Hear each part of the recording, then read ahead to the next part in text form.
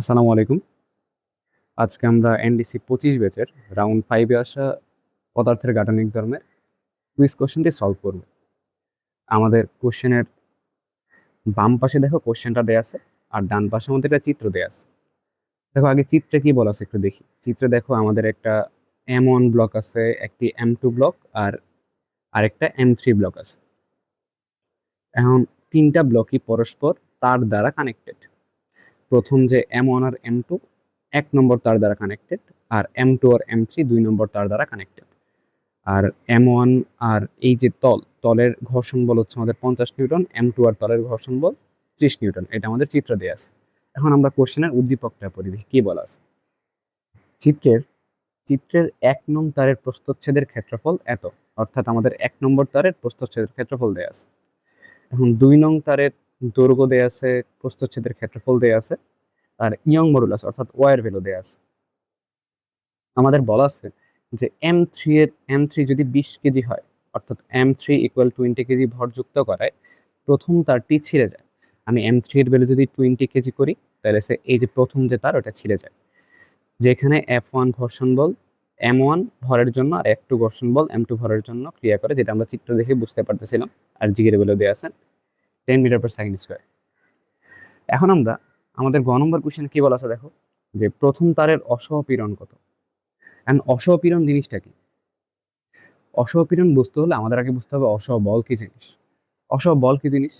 ধরো প্রত্যেকটা জিনিসের অথবা তারের, প্রত্যেকটা তারেরই তো একটা নির্দিষ্ট সহ্য ক্ষমতা আছে। ধরো যে একটা তার সর্বোচ্চ 10 নিউটন বল সহ্য করতে পারে বা টান সহ্য করতে পারে।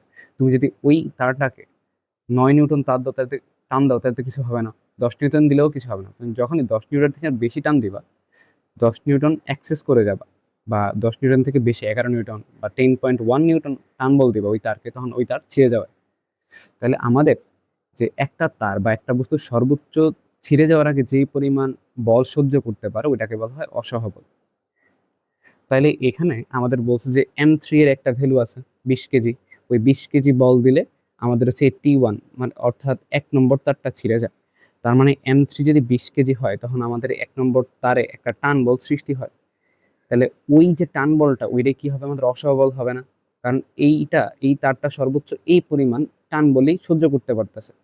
M3 এর জন্য যে টান বল সৃষ্টি হবে এখানে ওই পরিমাণ টান সহ্য করতে পারতেছে, ওইটা একটু অ্যাক্সেস করলেই হচ্ছে আমাদের কি হয়ে যাচ্ছে, এটা ছিঁড়ে যাচ্ছে। তার মানে M3 এর জন্য এইখানে যে টান বল সৃষ্টি হবে ওইটাই হচ্ছে অসহবল, কারণ সর্বোচ্চ ওই পরিমাণ বল দিলে হচ্ছে এটা স্টেবল থাকছে, তার থেকে একটু অ্যাক্সেস করলেই হচ্ছে এটা ছিঁড়ে যাবে। তাহলে আমাদের এখানে টান বলটা আমাদের অসহবল। আর অসহবল বলকে যদি আমরা ক্ষেত্রফল দ্বারা ভাগ করি, অর্থাৎ তারের প্রস্থচ্ছেদের ক্ষেত্রফল দ্বারা ভাগ করি, তাইলে আমাদের অসহপীড়ন আসবে। তাহলে এখন আমাদের টার্গেট হচ্ছে কি? টার্গেট হচ্ছে আমাদের এই 1 নম্বর তারের টান বের করা। ধরো আমরা 1 নম্বর যে তারটা আছে ওইটার টান ধরে নিলাম কত, T1 ধরে নিলাম। 1 নম্বর তারের টান T1। আর 2 নম্বর যে তার আছে আমাদের ওইটার টান হচ্ছে T2 ধরে নিলাম। তাহলে টান বের করার জন্য আমাদের কি করা লাগবে? এখানে যদি পুল সিস্টেম আছে, তাহলে প্রত্যেকটা ভর, অর্থাৎ এখানে M1 M2 M3 তিনটা ব্লক আছে, প্রত্যেকটা ব্লকের জন্য আমাদের আলাদা করে ইকুয়েশন লিখতে হবে। তাহলে আমরা লেখা ট্রাই করি, দেখি M1 এর জন্য ইকুয়েশন কি আসে। আমরা যদি এখন M1 এর জন্য ইকুয়েশন লিখি, তাহলে কি আসবে দেখো। M1 M1 এর জন্য ইকুয়েশন লিখে M1 এর উপর কি কি ফোর্স আছে দেখো। M1 এর উপর এক টান বল থাকবে, কোন দিকে থাকবে দেখো। M1 হচ্ছে এই যে T1, অর্থাৎ প্রথম তার দ্বারা কানেক্টেড M2 এর সাথে। তাহলে এই যে T1 বা প্রথম তারের যে টান, ওইটা M2 কে কোন দিকে নেওয়ার ট্রাই করবে? সামনের দিকে টানার ট্রাই করবে। তাহলে M1 এর উপর যে T1 ওইটা কোন দিকে কাজ করবে? T1 কাজ করবে সামনের দিকে M1 এর জন্য। আর M1 এর জন্য আর কি ফোর্স আছে এমন। এখন প্রথমত হচ্ছে আমাদের একটা জিনিস করতে হবে, যেটা হচ্ছে ধরে নিই যে আমাদের যে পুরা সিস্টেমটা আছে ওইটা কোন দিকে যাবে বলে মনে হচ্ছে বলো তো। এখানে যদি M3 আছে, তাহলে যদি এটা গতিশীল হয়, তাহলে অবশ্যই এইটা নিচের দিকে যাবে, মানে M3 নিচে যাবে। M3 যদি নিচে যায়, তাহলে এগুলো সামনের দিকে যেয়ে থাকবে। আর আমি ধরে নিলাম যে পুরো যে সিস্টেমটা আছে এটা এই ধরনের সামনের দিকে যাবে। পুরো সিস্টেমটা এই ধরনের সামনের দিকে যাবে। তার মানে M1 M2 M3 তিনটাই হচ্ছে এই ধরনের সামনে যাবে বা নিচে যাবে। এখন আমাদের দেখো M1 এর জন্য কি কি ফোর্স আছে? T1 ফোর্স সামনে। গতি যদি সামনের দিকে হয়, তাহলে আমাদের ফ্রিকশন ফোর্স অর্থাৎ ঘর্ষণ বল কোন দিকে হবে বলতো? ঘর্ষণ বল তো পিছনের দিকে হবে। তাহলে F1 ফোর্সটা কোন দিকে হবে? F1 ফোর্স আমাদের হবে পিছনের দিকে হবে আমাদের F1 ফোর্স। আর কি ফোর্স আছে? আর কি কোনো ফোর্স আছে? এমনের উপর তো আর কোনো ফোর্স নাই। তার মানে এই দুইটা ফোর্সের লব্ধি করলে আমি নেট ফোর্স পাবো, ওইটার জন্য আমাদের ত্বরণ আসবে। ঠিক আছে? তার মানে কি দুইটা ফোর্সের মধ্যে কোনটা বড়? তাইলে বস্তু যাচ্ছে সামনের দিকে, তাহলে সামনের দিকের ফোর্সটা বড়, মানে T1 বড়, আর পিছনের দিকে এটা ছোট। তাহলে বড়টা থেকে যদি ছোটটা বাদ দিই তাহলে নেট ফোর্স বা লব্ধি বল পেয়ে যাবো। লব্ধি বল পেয়ে গেলে ওই লব্ধি বল কার সমান? MA, অর্থাৎ F ইকুয়াল MA এর সমান। লব্ধি বল সমান MA লিখতে পারি। তাহলে আমি প্রথম কি লিখবো? M1 এর জন্য যদি ইকুয়েশন লিখি তাহলে কিভাবে লিখতে পারি? M1 এর জন্য ইকুয়েশন লিখতে গেলে প্রথমত হচ্ছে আমাদের লব্ধি বল বের করা লাগবে। লব্ধি বল কেমনে বের করবো? যে T1 থেকে যদি আমি ফ্রিকশন ফোর্স বাদ দিয়ে দিই, ফ্রিকশন ফোর্স কি F1 যদি বাদ দিয়ে দিই তাহলে আমাদের কি পাবো? লব্ধি বল পাবো। লব্ধি বল কার সমান? M এর সমান। F ইকুয়াল M এর সমান M1 ইন্টু A। আমরা যেহেতু ত্বরণ এই ধরে নিচ্ছি তাহলে সে A। এটা ধরো 1 নাম্বার ইকুয়েশন দিলাম। সেম ইকুয়েশন আমরা কি M2 এর জন্য লিখতে পারবো না? M2 এর জন্য কি কি ফোর্স কাজ করবে একটু দেখে নিই। যে M2 এর জন্য সামনের দিকে কাজ করবে T1, কারণ T2 M2 কে সামনের দিকে নিয়ে যাওয়ার ট্রাই করবে। আর T1 হচ্ছে এই যে 1 নাম্বার তারটা কি ট্রাই করবে? যে M2 ব্লকটাকে পিছনের দিকে রাখতে। তো T2 কাজ করবে সামনের দিকে। আমাদের যে T2 আছে দ্বিতীয় তারের টান বল, T2 সামনের দিকে কাজ করবে M2 ব্লকের জন্য, আর T1 কাজ করবে পিছনের দিকে। এখন আর কি কোন ফোর্স আছে? অবশ্যই একটা ফোর্স আছে। কি ফোর্স আছে? ঘর্ষণ বল আছে। এন্ড ঘর্ষণ বল কোন দিকে কাজ করবে? গতির বিপরীতে। গতি কোন দিকে? সামনের দিকে। তাহলে ঘর্ষণ বল পিছনের দিকে। তাহলে আমাদের M2 এর জন্য সামনে টোটাল কি কি ফোর্স পাইলাম? T2 ফোর্স, আর পিছনে হচ্ছে T1 আর F2। তাহলে এই যে T2 থেকে এগুলো বাদ দিয়ে দিলে কি আমি লব্ধি ত্বরণ পাবো আগের মতো। তাহলে আমি যদি এখন লব্ধি বল বের করতে চাই তাহলে বড় বল কোনটা? আমাদের সামনের দিকের বলটা বড়, মানে T2 minus F2 minus T1 যদি করি আমাদের কি পাবো? দ্বিতীয় বস্তুর জন্য লব্ধি বল পেয়ে গেলাম। লব্ধি বলকে কি লেখা যায়? M2A লেখা যায়। এটা সেকেন্ড ইকুয়েশন দিলাম। সেম ভাবে আমাদের তারপরে M3 এর জন্য দেখো, M3 যেটা আছে, M3 এর গতির দিক কোন দিকে? উপরে নিচে। এন্ড M3 নিচে কি ফোর্স আছে? M3G ফোর্স আছে। আর উপরে কি ফোর্স আছে? একটা টান বল আছে। টান বল কোন দিকে ক্রিয়া করবে? M3 এর জন্য টান বল উপর দিয়ে ক্রিয়া করবে। কারণ কি? কারণ এই যে টান, দ্বিতীয় তারে যে টান T2, এটা কি M3 কে উপর দিকে টেনে রাখার ট্রাই করবে। তাহলে T2 থাকবে উপরে আর নিচে থাকবে হচ্ছে M3G। এখন কোনটা বড়? M3G বড়, কারণ নিচের দিকে বস্তুটা যাচ্ছে। তাহলে M3 এর জন্য যদি আমি ইকুয়েশন লিখি তাহলে কি আসবে? M3 বড় বল কোনটা? বড় বল হচ্ছে আমাদের M3G মাইনাস উপর দিকে ফোর্স আছে আমাদের T2 ইকুয়াল কি আসবে? M3A। এখন প্রশ্ন হলো আমরা কেন ইকুয়েশন করে লিখলাম? কারণ আমাদের টার্গেট কি? আমাদের টার্গেট হচ্ছে এই যে T1 বের করা। T1 বের করার জন্য আমাদের কি করা লাগবে? T1 বের করার জন্য এই যে টোটাল যে ত্বরণটা, ওইটা আমাদের একটু জানা লাগবে। এই জন্য আমরা প্রত্যেকটা বস্তুর ইকুয়েশন লিখলাম। ইকুয়েশন লেখার পরে এখান থেকে ত্বরণ পাবো। ত্বরণ পাইলে আমরা T1ও বের করতে পারবো। এখন দেখো, আমরা যদি এই যে আমাদের যে 3টা ইকুয়েশন পাইলাম, এই 3টা ইকুয়েশন যদি এখন যোগ করে দিই তাহলে কি আসবে বলো তো? 3টা ইকুয়েশন পাইলাম, এখন ধরো 3টা ইকুয়েশন আমরা যোগ করে দিব।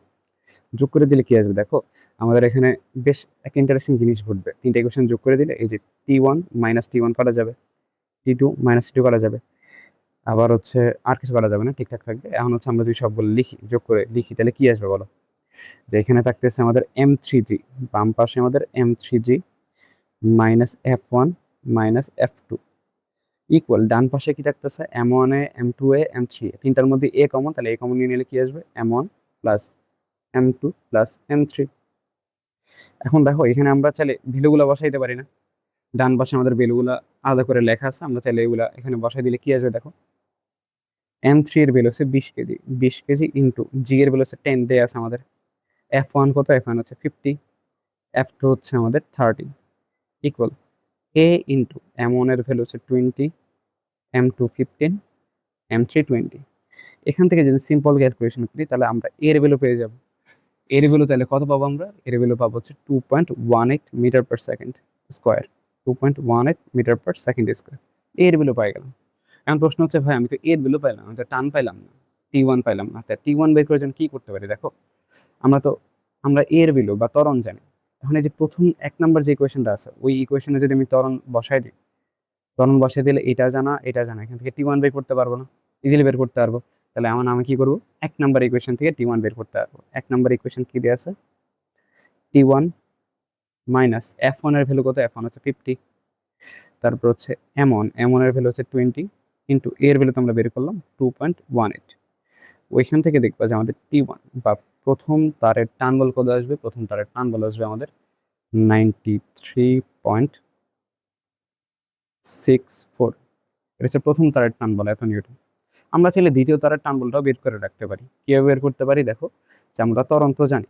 এখন এই যে 3 নাম্বার ইকুয়েশনে যদি ত্বরণের ভ্যালুটা বসাই দিই, তাহলে আমাদের এই পদটা জানা, এই পদটা জানা, এই পদটা জানা, এই দুইটা পদ জানা, এখান থেকে আমি T2 বের করে নিতে পারি। তাহলে আমি করতে পারি, আমি আগে থেকে করে নিই, আমাদের হয়তো পরে লাগতে পারে। তাহলে আমরা T2 চাইলে বের করতে পারি। কিভাবে করতে পারি দেখো, আমরা এখন কি করব, T2 এর ভ্যালুটাও বের করে নিব। T2 এর ভ্যালুটা কি আসবে বলো তো? আমরা যদি 3 নাম্বার ইকুয়েশন দিয়ে করি, 3 নাম্বার ইকুয়েশন দিয়ে কি পাই আমরা, যে M3 এর ভ্যালু কত, M3 হচ্ছে 20 ইন্টু জি এর ভ্যালু 10 মাইনাস T2 যেটা আমাদের বের করতে হবে, ইকুয়াল M3A, M3 এর ভ্যালু হচ্ছে 20 ইন্টু এর ভ্যালু আমরা বের করছি কত, 2.18। ওইখান থেকে আমরা T2 এর ভ্যালু পেয়ে যাব। T2 এর ভ্যালু কত পাবো, T2 এর ভ্যালু পাবো হচ্ছে 156.4 নিউটন। তাহলে এখানে আমি T2 এর ভ্যালু পেয়ে গেলাম। কিন্তু আমাদের T2 আপাতত লাগবে না, T1 লাগবে। তাহলে আমাদের কি পেলাম, T1 এর ভ্যালু পাইছি 93.64, যেটা আমাদের টার্গেট ছিল বের করা। আমি T1 কেন বের করলাম, কারণ T1 হচ্ছে আমাদের অসহবল, কারণ এই পরিমাণ বলই সর্বোচ্চ সহ্য করতে পারে। এর অ্যাক্সেস হলে হচ্ছে আমাদের 1 নম্বর তারটা ছিঁড়ে যায়। তার মানে কি, যে পরিমাণটা বল প্রয়োগে, অসবল মানে কি ছিল, অসবল মানে ছিল হচ্ছে সর্বোচ্চ যে পরিমাণ বল প্রয়োগ করতে পারে, অথবা সর্বনিম্ন যে পরিমাণ বল প্রয়োগে বস্তুটা ছিঁড়ে যাবে, এটাকে বলে অসহবল। তাইলে এখানে হচ্ছে টি ওয়ান পরিমাণ বল প্রয়োগে, সর্বনিম্ন T1 পরিমাণ বল প্রয়োগে তারটা ছিঁড়ে যায়। তাহলে অসহবল কত হবে, T1 অর্থাৎ 93.64। এখন আমাদের তো অসহবল চাই নাই, আমাদের চাইছে কি, আমাদের চাইছে হচ্ছে অসহপীড়ন। তাহলে অসহপীড়ন কেমনে বের করতে পারি বলতো? আমাদের কি বের করতে হবে, অসহপীড়ন বের করতে হবে। তাহলে অসহপীড়ন পি দিয়ে যদি বের করতে চাই, তাহলে অসহবলকে যদি প্রস্থচ্ছেদের ক্ষেত্রফল দ্বারা ভাগ করি, তাইলে কি আমি অসহপীড়ন পেয়ে যাব না? তাহলে অসহবল যেটা হচ্ছে আমরা টান বলের সমান, যে পরিমাণ টান বল সৃষ্টি হচ্ছে ওইটাই তো ওই তারের অসহবল, T2 এর সমান, T1 এর সমান। 1 নম্বর তারের জন্য T1 এর সমান। আর 1 নম্বর তারের প্রস্থচ্ছেদের ক্ষেত্রফল যদি A1 হয়, তাহলে আমি T1 কত পাইছি, T1 পাইলাম হচ্ছে 93.64 নিউটন।